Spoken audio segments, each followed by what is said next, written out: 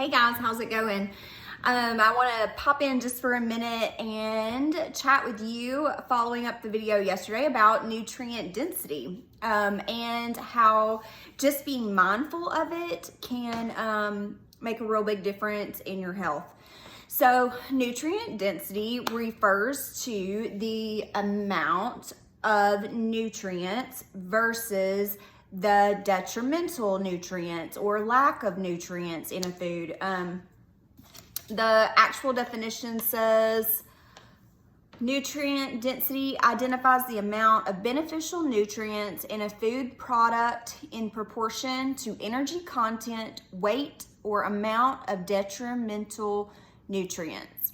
So, if you hear like nutrient dense or micronutrient dense, that is referring to the amount of vitamins, minerals, complex carbohydrates, healthy fats, and lean protein that are in a food or a drink or whatever you're bringing into your body. The most nutrient dense foods that you can put into your body are usually things like vegetables, fruits, seafoods, eggs, unsalted nuts, lean meats, and poultry.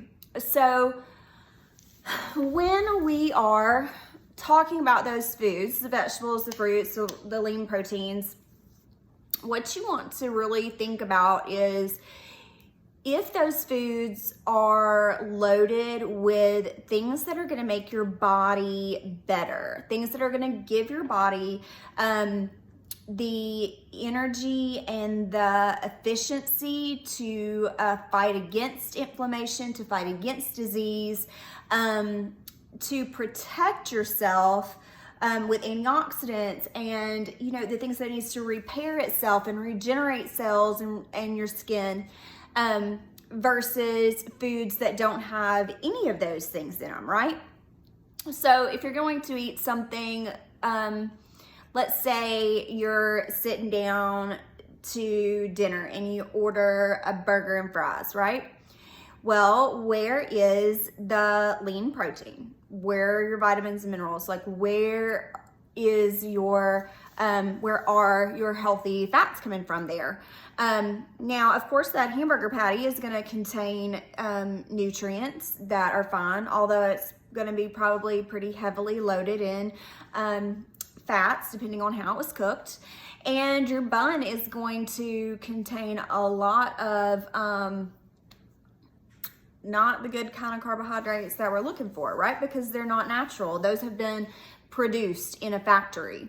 So it's usually better to think of foods that are as close to their original form as more nutrient dense. So like if it's grown on a plant or if it comes from an animal and has not been battered, processed, whatever, these are more nutrient dense foods because they're closer to their original form. Whereas foods that have been processed in a plant, right, are going to be more nutrient poor because all that's been stripped out and it's just been filled with a bunch of fillers that your body can't use to repair itself and prevent disease and prevent inflammation or repair damages that have been done.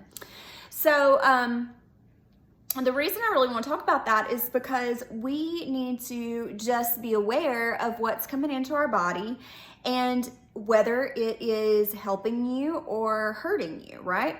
So I subscribe to the 80-20 rule most of the time.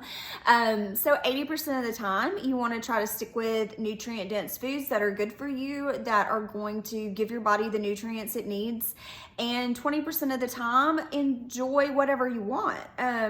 You know, but plan for it. So if you're aware of what you're doing, if you're aware of the choices that you're making and you're not mindlessly eating out of emotion or boredom, then you know, okay, maybe you are bored, right? But what's the difference in choosing to have something nutrient dense, like maybe an apple, some carrot sticks, something like that versus a bag of Cheez-Its or a plate of fries or whatever. So if you know you've got something coming, right? Like you've got a birthday party or a family dinner, pizza night, something, just try to stay on point up until then, so that when that comes, you don't have to like stress yourself out about what those things are doing to your body. Now, remember we talked about how like when we put those kind of bad foods, and by bad foods, no food's actually bad, right? But when we put nutrient poor foods, which is what I mean by bad foods, into our body, it's either helping you or hurting you, whether you feel it or not, okay? And because that is true, like some people just have a more sensitive digestive system, some people have more nerves or whatever in their stomach and their intestines and their body, and you know immediately when you've eaten something that you shouldn't. Well, some people don't have that. Some people can just eat whatever and not have a single problem in the world. Well, the same effects are taking place whether you feel it or not in your body. So you may think, oh, I can just eat that and it's no problem for me. Well, as a matter of fact, if you do too much of that, it's still hanging out in your small intestine. It's still not getting flushed through, and it's still going to decay, and it's still going to leak bacteria into your bloodstream, possibly, or, keep your body from absorbing the nutrients that you actually do need when you come in contact with them. So, little homework, just be aware of what you're bringing into your body. Is it nutrient dense or is it nutrient poor? There are some foods that are that you would think fit into the rich category that may or may not be that for your body, but we'll cover that on another day. All right, you guys, have a great weekend.